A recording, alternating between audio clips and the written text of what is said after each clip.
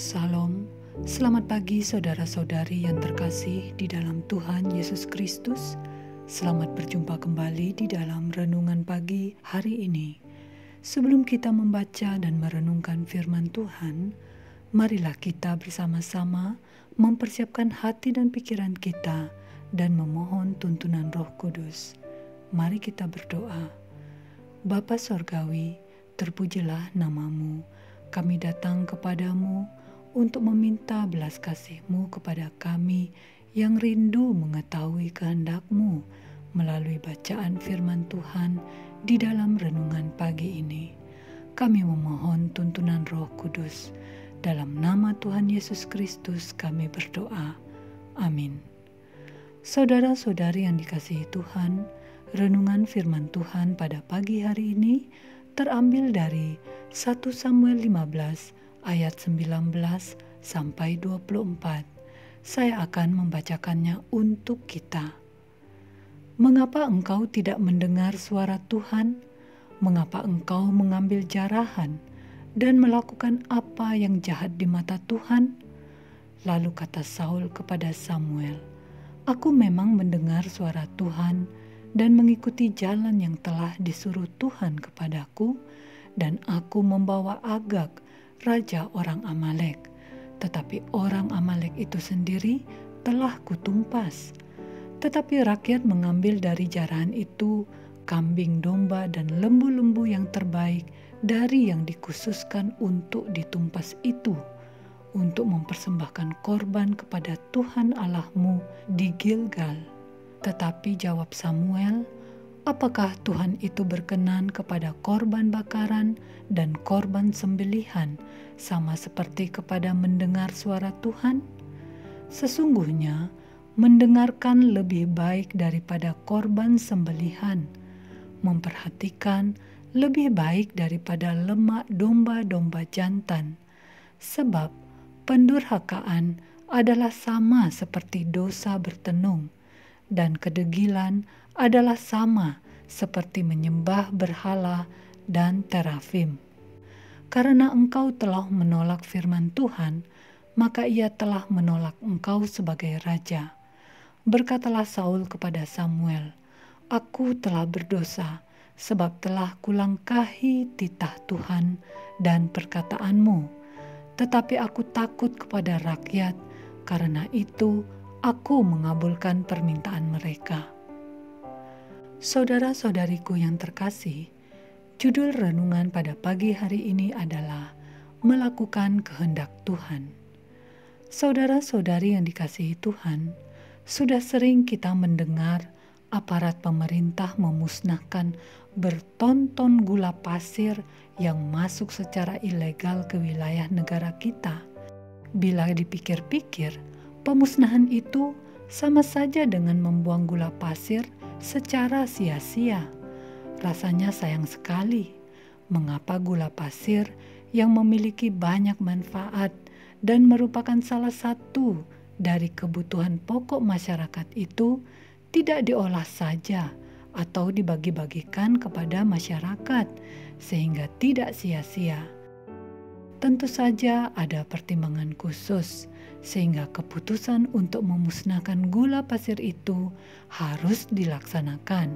Selain karena melanggar peraturan pemerintah tentang impor, juga mengganggu pasokan gula pasir dalam negeri, dan tentu masih ada pertimbangan lainnya.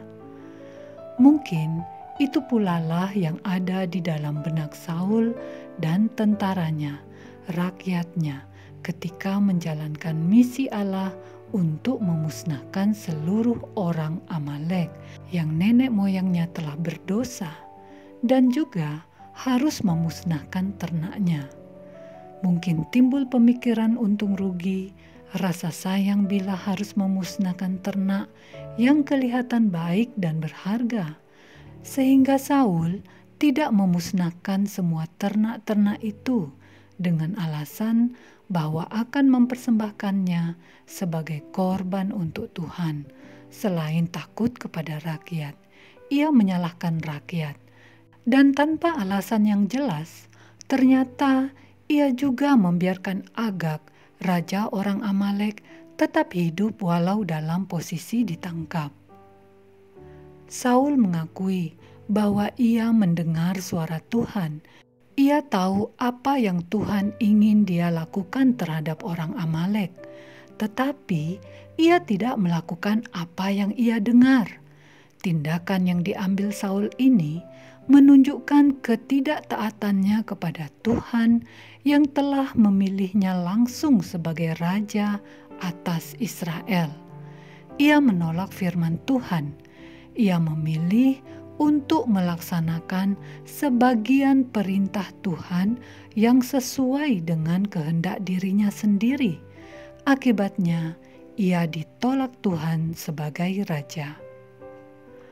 Saudara-saudari yang dikasihi Tuhan, Saul adalah raja yang memiliki otoritas tertinggi, sehingga alasan takut kepada rakyat dan membiarkan tidak memusnahkan seluruh ternak, tetapi menjarah ternak terbaik dan berharga untuk persembahan korban kepada Tuhan menjadi argumen yang mengada-ngada.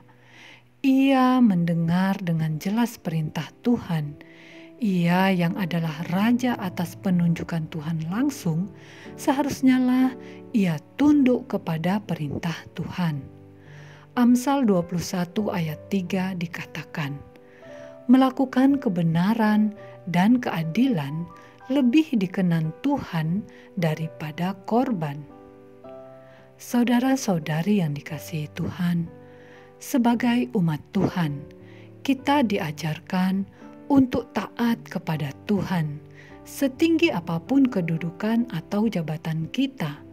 Semua itu adalah pemberian Tuhan. Janganlah kita mencari-cari alasan atau berargumentasi untuk membenarkan pemikiran kita yang nyata-nyata bertentangan dengan kehendak Tuhan, atau memilih melakukan kehendak Tuhan hanya bila bersesuaian dengan kehendak kita, yang hanya memberikan keuntungan kepada diri kita. Lakukanlah sebaliknya. Arahkanlah kehendak kita sesuai kepada kehendak Tuhan. Dengarkanlah firman Tuhan. Berpedomanlah kepada firman Tuhan di setiap akan mengambil keputusan sebelum melakukan sebuah tindakan. Takutlah akan Tuhan. Jangan menolak kehendak Tuhan agar jangan kita ditolak masuk ke dalam kerajaan-Nya. Demikianlah renungan pada pagi hari ini. Tuhan memberkati. Kita akan menutup renungan dalam doa, tetapi jika saudara ingin didoakan secara khusus, hubungi email kami.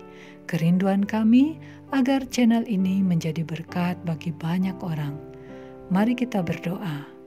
Bapa di dalam kerajaan sorga, kami bersyukur untuk taburan berkat firman-Mu pagi ini. Kami memohon pertolongan-Mu agar kami mampu mendengar firman-Mu, mengetahui kehendak-Mu, terlebih lagi melaksanakan sungguh-sungguh kehendak-Mu.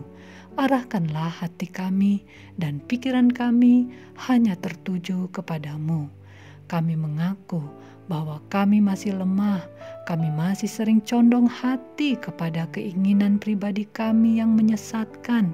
Kami cenderung melawan kehendak-Mu, melakukan dosa dan menyedihkan hati-Mu. Ampunilah kami, kuatkanlah iman kami.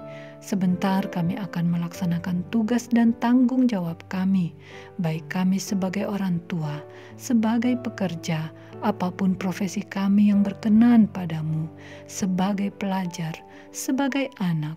Bimbinglah kami, agar apa yang kami kerjakan senantiasa memuliakan-Mu. Jadilah kehendak-Mu di dalam kehidupan kami. Dalam nama Yesus kami berdoa dan mengucap syukur. Amin. Saudara-saudari, mulailah harimu. Kiranya kasih dan anugerah Tuhan senantiasa melimpah di dalam kehidupanmu. Muliakanlah Tuhan di dalam setiap aktivitasmu dan jadilah saksi hidup bagi firman-Nya. Roh Kudus menyertai kita semua sampai berjumpa kembali di renungan berikutnya. Tuhan Yesus memberkati.